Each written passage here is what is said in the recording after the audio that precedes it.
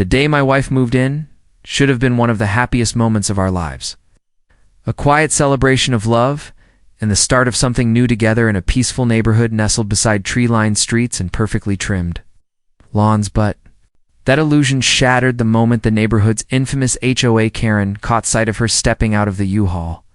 If you've ever dealt with an HOA-run community, you'll understand that rules are rarely just about grass height and mailbox paint. They're about control, perception, and power.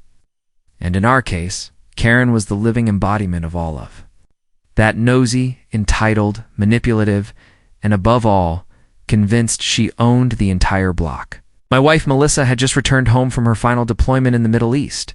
She had served 12 years in the Air Force, high ranking, DOM, under pressure, and trained to lead under fire. She wasn't the type to get rattled.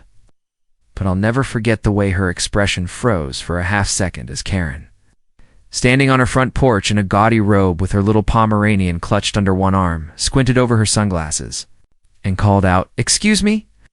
Who exactly are you, and why are you unloading furniture on private property?" Melissa glanced at me with confusion, and I could already feel my blood pressure climbing. This wasn't the first time Karen had decided to throw her weight around. Ever since I bought the house 3 years ago, she had tried every trick in the HOA handbook to micromanage my existence, from sending notices about a hose left on the lawn for too long to threatening fines over unauthorized holiday lighting because I put a single strand of LEDs around our tree during December. But this was a new level, even for her. Before I could respond, Karen was already dialing 911, loudly stating that a strange woman was trespassing and unloading suspicious items in a secured HOA neighborhood. Melissa froze, stunned at the ridiculousness of it all, but I could see a flicker of something else to anger held just beneath the surface. I tried to approach Karen and de-escalate, but she waved me off, claiming she was ensuring the neighborhood's safety. Within 10 minutes, a patrol car rolled up, lights flashing, and 2 officers stepped out looking tense. They approached us cautiously and asked for IDs.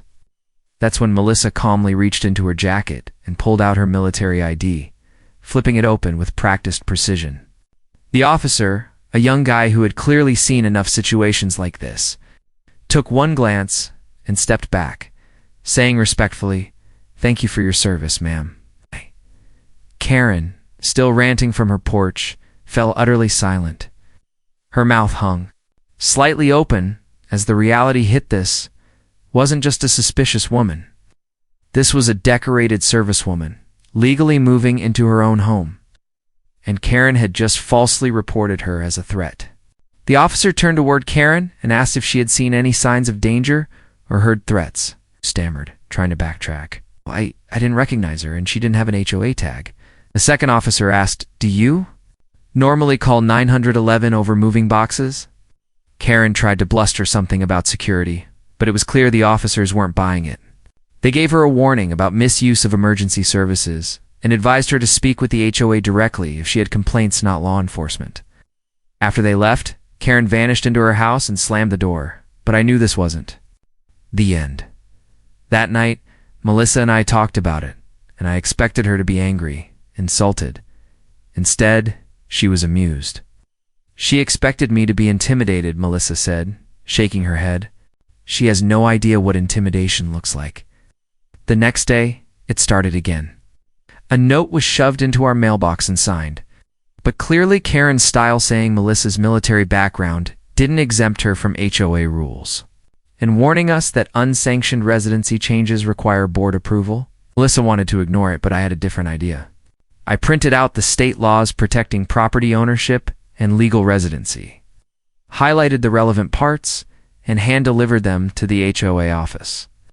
The manager, a timid guy named Philip, seemed nervous, but thanked me for clarifying. 2 days later, we received a formal apology letter, clearly forced, and a reminder that we were always welcome to attend board meetings. Melissa was unimpressed. "She's regrouping," she said. "Wait for round 2. And sure enough, it came. First, we got flagged for a decorative flag, not in accordance with HOA guidelines. Melissa had hung a small American flag with her squadron's emblem on the porch. Then came a letter accusing us of harboring unregistered animals, even though our dog was fully documented. Then we received a demand to remove a military-grade antenna from our backyard, which was just a standard CB radio antenna Melissa used to monitor emergency bands. Each time we provided documentation, photos, and statements. Each time we complied, or more accurately, proved we were already compliant. And each time, Karen found another angle. It was clear she wasn't trying to enforce rules. She was trying to force us out. But what she didn't count on was Melissa's resolve. You don't serve in a war zone, lead air rescue operations, and manage a team of 20 under fire without learning how to deal with petty tyrants. One evening, after receiving yet another violation, notice this one claiming unauthorized uniforms displayed on property, Melissa decided enough was enough. She attended the next HOA board meeting in full dress blues. She walked into that conference room with polished shoes, ribbons aligned, and her posture perfect. I followed behind her, barely hiding my grin. The room fell silent. Karen was at the far end of the table, clearly rattled. Melissa stood before the board, unfolded the violation letter, and said calmly, "I've been accused of displaying my uniform in my own home. Is there a rule against respecting national service?" The room was dead quiet. Philip, the manager, stuttered something about how decorations needed board approval. Melissa replied, "It's not a decoration. It's a uniform. A uniform I earned over 12 years of service. I've defended this country. I've operated aircraft over enemy lines. And I live here now. So if anyone thinks I don't belong, you can put that in writing and explain it to a federal judge." Karen turned bright red. Her jaw worked silently for a moment. Then she muttered something about following up formally. The rest of the board said nothing. A few people even nodded in silent support. After that, the harassment slowed. Not disappeared, but slowed. Still, Melissa and I both knew the worst was yet to come. Karen wasn't done, not by a long shot. But now, the game had changed. Melissa had drawn a line, and Karen would either have to cross it in plain view or finally be exposed. Either way, we were ready. This time, we weren't going to just play defense. We're going to make sure everyone knew exactly who Karen was and what she stood for. What happened next would turn our quiet HOA war into something that caught the attention of the entire neighborhood.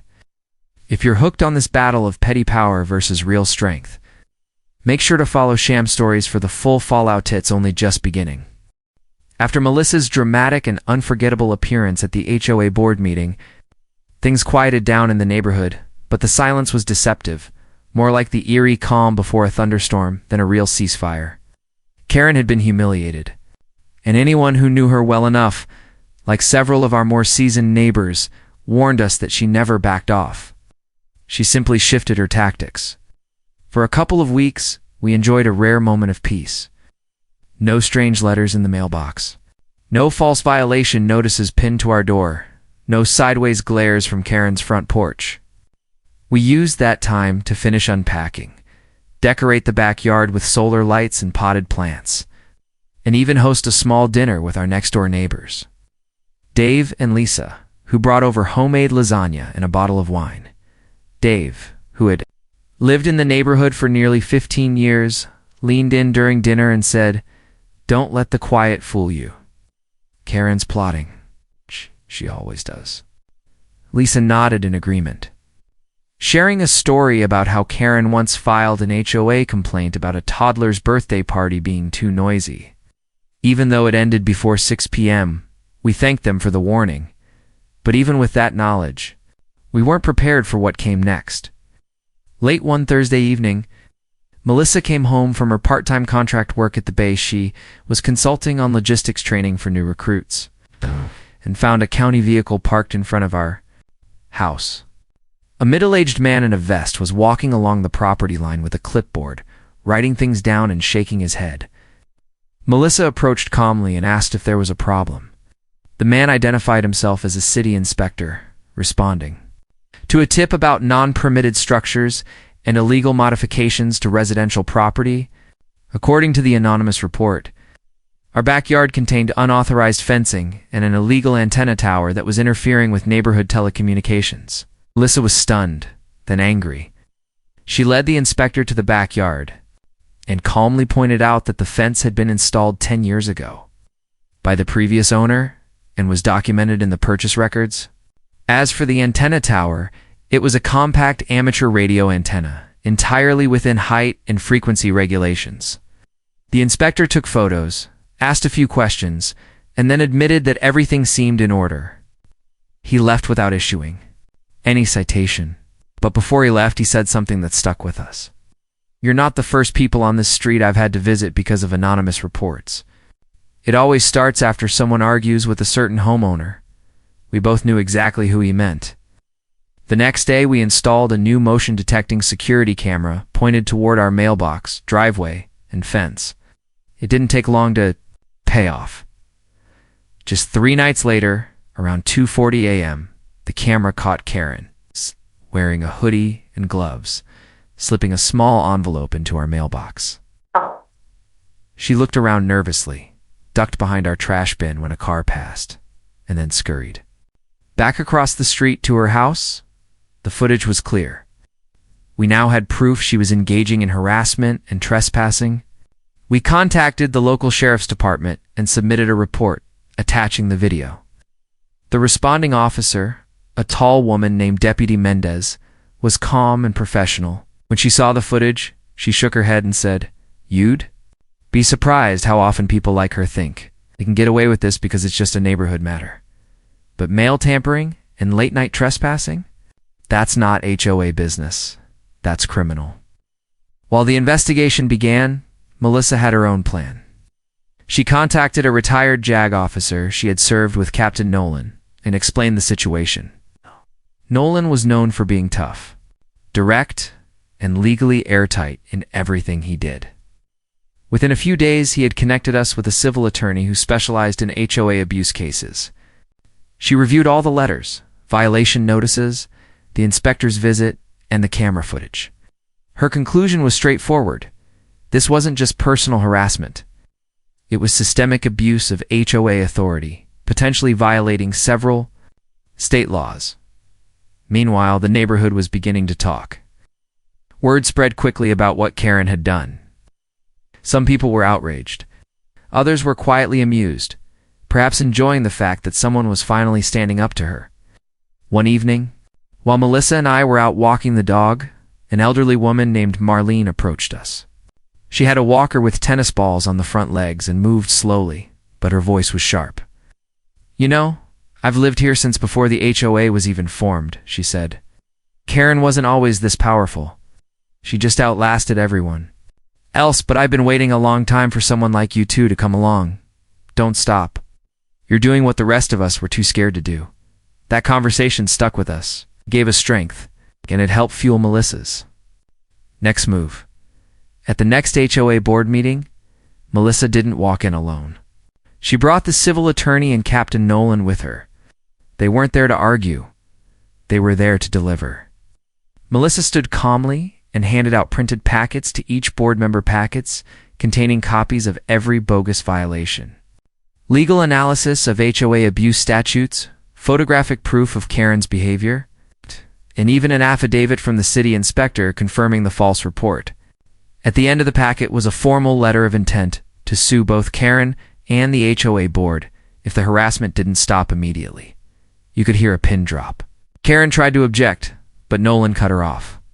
"You are welcome to respond to the letter formally, but any further harassment, intimidation, or misuse of HOA policy will be considered evidence in court.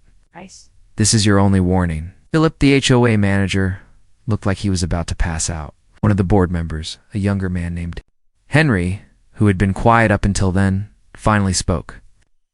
"I move to suspend all current and pending violations against the Bensons, effective immediately."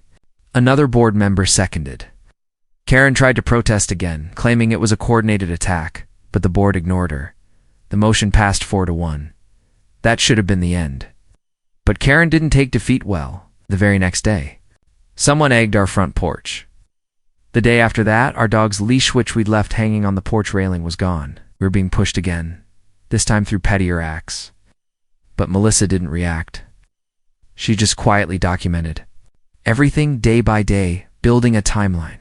Then came the police visit, the most audacious move Karen had pulled yet.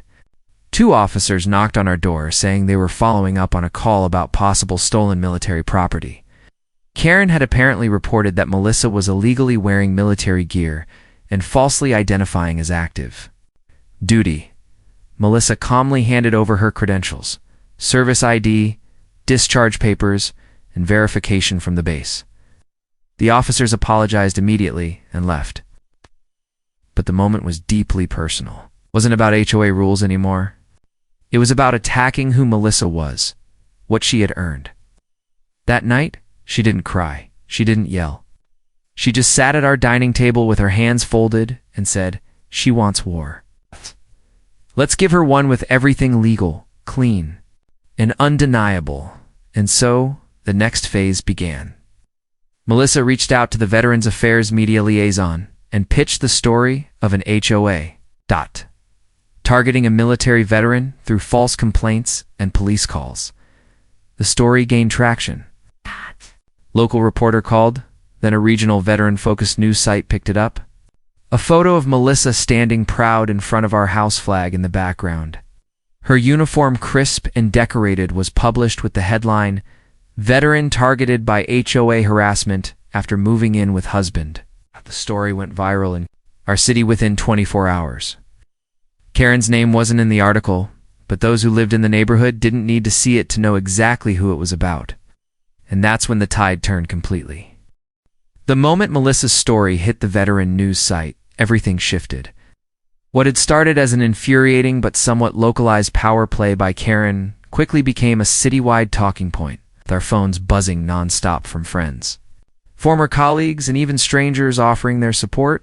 The article framed Melissa as a resilient veteran unjustly harassed by a homeowners association gone rogue.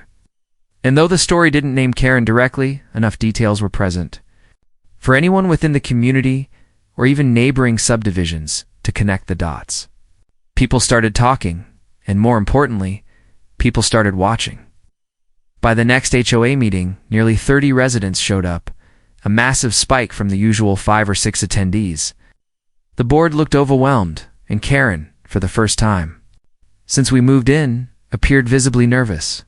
Her usual smug confidence replaced by cautious glances and defensive body language. She didn't speak much that meeting, and when she did, her voice trembled slightly, especially when someone from the back asked loudly, "Hey Karen, do you always report veterans as criminals, or was that a new hobby?" There were chuckles, a few gasps, and Philip, the manager, quickly called for order. But the message was clear: Karen's reign of silent intimidation was over. Still, as we'd already learned, Karen didn't retreat. She schemed.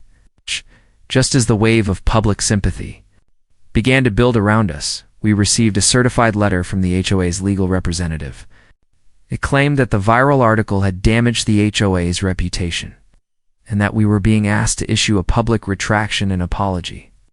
The letter hinted at potential defamation charges and implied we were orchestrating a campaign to incite division within the community. Melissa read the letter twice, then burst out laughing. She wants us to apologize for telling the truth. Good luck with that.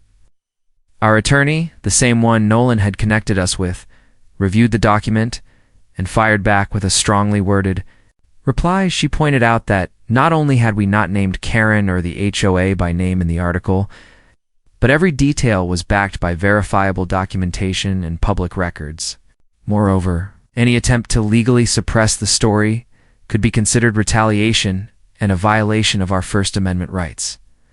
A few days later, the HOA's lawyer went quiet. But that only enraged Karen further. Suddenly, anonymous neighborhood complaints against us skyrocketed. Our trash bins were left out too long even though they weren't. Our solar lights were too bright. And there was even a bizarre accusation that Melissa had conducted military training drills in the backyard. Which, of course, was nonsense. It was clear Karen was trying to make our lives miserable again, hoping to bury us in bureaucratic red tape. But the problem was, Melissa was too precise. I had everything logged, time-stamped, and recorded. Every violation notice we received was swiftly and thoroughly refuted with photographic evidence, neighbor witness statements, and time-stamped footage from our security cameras. After the fifth round of complaints failed to gain traction, something strange happened. Other neighbors began sharing their stories with us. People who'd been too afraid to speak up before came forward. "Ain't one man, Greg," said Karen had once threatened to fine him over a wind chime, claiming it violated noise disturbance codes. Another couple said she regularly sent violation notices when they had guests over too late, accusing them of running a commercial rental property. Pattern emerged. Corin had weaponized the HOA for years, using fear, manipulation, and sheer persistence to control the neighborhood like a tyrant. With Melissa's growing support from the veteran and legal community, those people now saw an opening to fight back. We compiled everything into a report documented harassment, false complaints, footage of mailbox tampering, copies of bogus city inspection requests. Sand sent it not only to the HOA board, but also to the state's Department of Housing and Community Affairs. The report made waves. Investigators from the state office reached out, conducted interviews, and began formally examining the HOA's operations. Karen sensed the walls closing in. She attempted to downplay her role, claiming she was merely protecting community standards and that any specific complaints came from a group of concerned residents. But no one was buying it anymore. The real turning point came when Melissa received a letter from the mayor's office. Apparently, the veteran news story had reached them too. The letter thanked her for her service and invited her to speak at the upcoming Veterans Appreciation Day event downtown. It was a small but powerful gesture, and Melissa accepted. The event was public, attended by hundreds, and when Melissa walked onto that stage in uniform, introduced as a decorated Air Force officer who had faced discrimination at home, the applause was thunderous. The speech she gave wasn't angry or dramatic. It was calm, gracious, and filled with hope. She spoke about how returning home after serving abroad should be a time of healing, not new battles. She talked about the importance of community, respect, and standing up when others try to make you feel small. People cried. People stood. People remembered. Karen saw it. Someone showed us a blurry video of her at the back of the crowd, arms folded tightly, lips pressed in a hard line, watching the entire speech. After that day, everything changed. The HOA board quietly voted to suspend Karen from active involvement pending the outcome of the state investigation. That news spread like wildfire, and while Karen wasn't officially removed yet, her influence crumbled almost overnight. Neighbors who once ignored us now waved from across the street. Some even brought over baked goods or cards. Marlene, the elderly neighbor, crocheted Melissa a scarf in Air Force blue. But Karen wasn't done yet. Just when we thought we'd seen the last of her schemes, she made one final desperate move. She called in a noise complaint, saying our house was hosting unauthorized gatherings, and claimed our home had been converted into an unlicensed veteran resource center. When the officers arrived again, they recognized Melissa immediately. One of them had actually attended her speech. He laughed and said, "Didn't we just hear you talk about this last weekend?" They left without even knocking. And this time, they filed a formal warning against Karen for false reporting. Melissa and I sat on the porch that evening, watching the sun dip behind the houses, sipping tea. "Do you think it's finally over?" I asked. Melissa stared across the street at Karen's dark house. "No," she said quietly. "But the neighborhood sees her now. It's something she can't undo." And she was right. The momentum had shifted. But as we would soon discover, Karen had one last trick up her sleeve, desperate gamble that would either save her or destroy her entirely. Karen's house had remained unusually quiet after the officers filed that formal warning. The lights inside flickering inconsistently like a fading signal from a ship lost at sea. The board had voted to suspend her. The neighbors had turned against her. And the news story had pulled back a curtain on years of abuse that people were now courageous enough to speak about. But Melissa and I both had the sense that it wasn't over, and that uneasy feeling proved to be well-founded. It was a Thursday morning, unusually gray and humid, when we received a subpoena at our door. Karen had filed a civil suit against us. The claim: defamation, emotional distress, and slander. The irony was laughable considering everything she had put us through, but the paperwork was real and signed. She was representing herself, something our attorney found amusing, but also concerning. People like her, she said, they don't expect to win in court. They expect to create chaos. They weaponize the process itself, hoping you'll break down before it even begins. But that wasn't going to happen. Melissa and I prepared for the fight with the same diligence she brought to every mission during her service. We organized every piece of documentation we had: photos, videos, HOA letters, timestamps, police reports, the original news article, and all witness statements from neighbors who had suffered similar harassment. What shocked us the most, however, is how many neighbors volunteered to testify against Karen. More than a dozen people wrote formal statements. 3 said they would be willing to appear in court. People who once kept their heads down now felt brave enough to rise up, not because we were special, but because we had become a symbol of what happens when you stop letting fear win. The trial wasn't dramatic in the Hollywood sense. There were no shouted objections or courtroom gasps. It was quiet, procedural, but damning in its thoroughness. Karen's accusations were wild and unsubstantiated. She claimed Melissa had intentionally provoked her with military regalia, that we used social media to smear her reputation, and that the entire news story was a fabrication. But under cross-examination, she couldn't provide a single piece of evidence. She contradicted herself several times and even slipped into a rant about how this country lets the wrong kind of people move in, which visibly unsettled the judge. Melissa remained composed the entire time. Her voice even and confident as she explained her background, her move into the neighborhood, and every single incident in detail that followed. She never raised her voice. She didn't need to. Truth was louder than anything else in that room. After 3 days of hearings, the judge dismissed Karen's suit entirely and ruled that it was not only frivolous, but clearly retaliatory. Not only did she lose, but she was ordered to pay our legal fees, a rare decision the court reserved for abuse of the legal system. Karen didn't even stay to hear the verdict. She stormed out just before the ruling, slamming the courtroom door behind her. But her consequences weren't finished yet. The State Housing Department had concluded its investigation into the HOA. The results were damning. Not only had Karen overstepped her authority, but Philip, the HOA manager, had failed to rein her in. Multiple violations were cited, including misuse of homeowner funds, failure to maintain neutral enforcement procedures, and retaliation against residents. The board was ordered to restructure. Karen was permanently banned from holding any future leadership role, and Philip was dismissed from his position.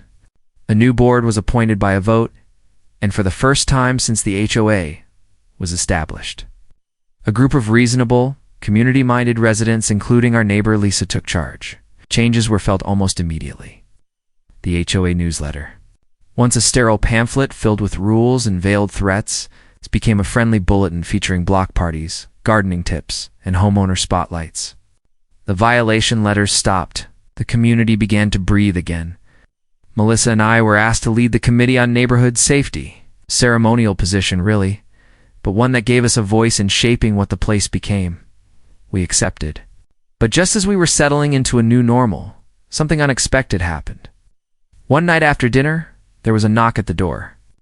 Melissa answered and stood silently for a moment before calling me over. There, standing awkwardly in the porch light, was Karen. Her hair was disheveled, her posture hunched, eyes dull with fatigue.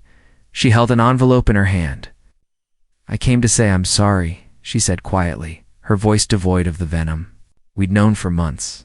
I've lost everything. My reputation, my position. I know you probably don't care, but I didn't realize how far I'd gone." Melissa didn't say a word. She didn't need to. Karen held out the envelope, and then walked away without another word. Inside was a handwritten letter. It wasn't poetic, or even particularly coherent, but it was raw. She wrote about her loneliness, about how the HOA had become her whole identity after her husband passed away and her children moved out, how control made her feel safe, and how losing it had revealed how hollow her life had become. It wasn't justification, it was an explanation. Melissa folded the letter and put it away. "Forgiveness isn't a requirement," she said softly, "but understanding can be." I admired her for that. Karen eventually moved out of the neighborhood. Her house sold quietly to a young couple with twin girls who filled the street with laughter. The tension that once strangled the community was gone. Our porch became a regular gathering spot. Neighbors stopped by with drinks, with dogs, with stories. Melissa, once seen by many as an outsider, was now a pillar of the neighborhood. Veterans from nearby towns came to visit, to ask questions, to hear the story from her own mouth. And through it all, she remained humble. "I didn't do anything special," she would say. "I just refused to be bullied." That became her legacy, one far more lasting than a news article or a court ruling.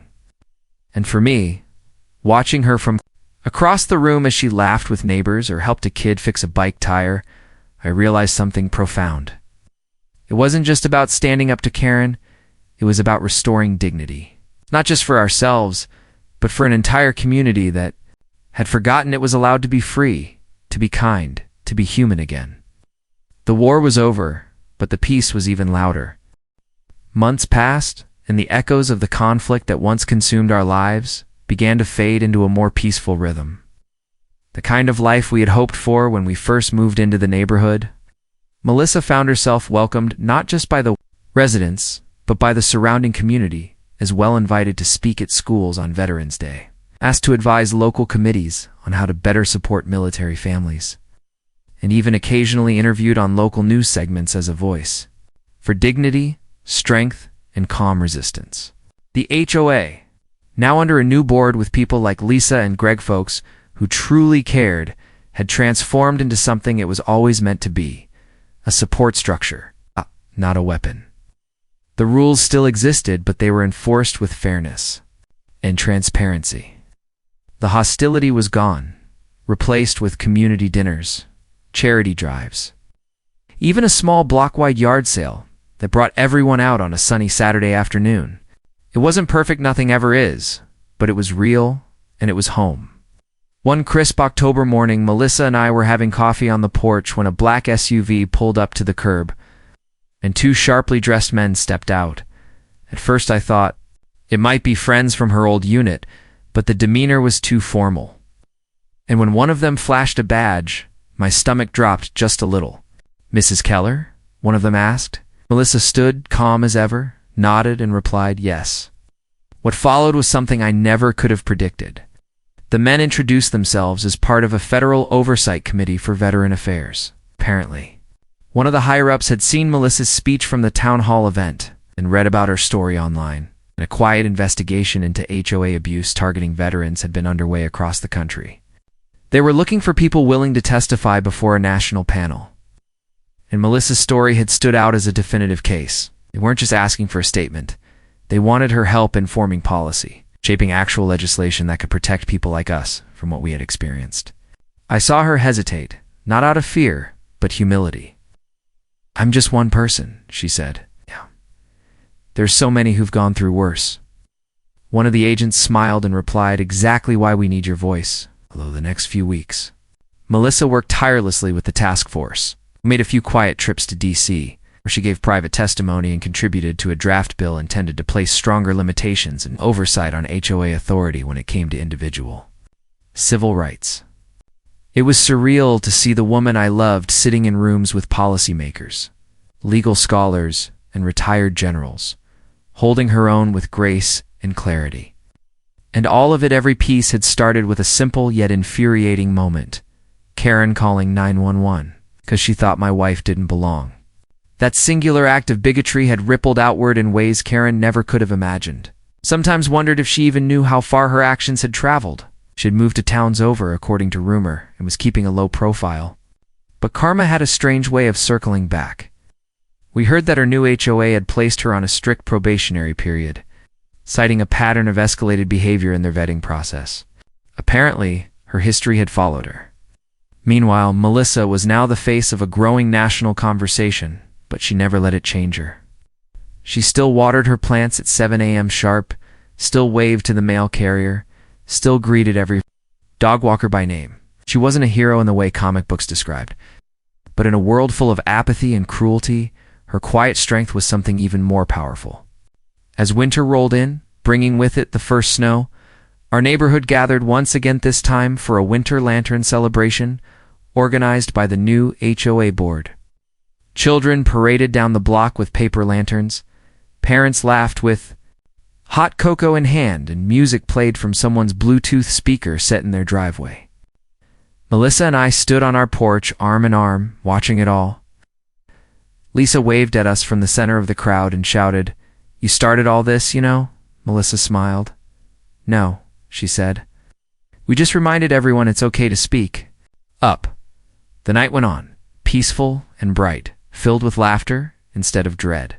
And I couldn't help but reflect on everything we'd endured: the false reports, the meetings, the courtroom, the subpoenas, the angry looks that once followed us like shadows. It all seemed like a different life. But it wasn't forgotten. Because it had changed us, forged us stronger, made us advocates without even intending to be. And that's the thing about injustice: it's loud and sharp when it hits, but the response, when guided by grace and truth, becomes something enduring.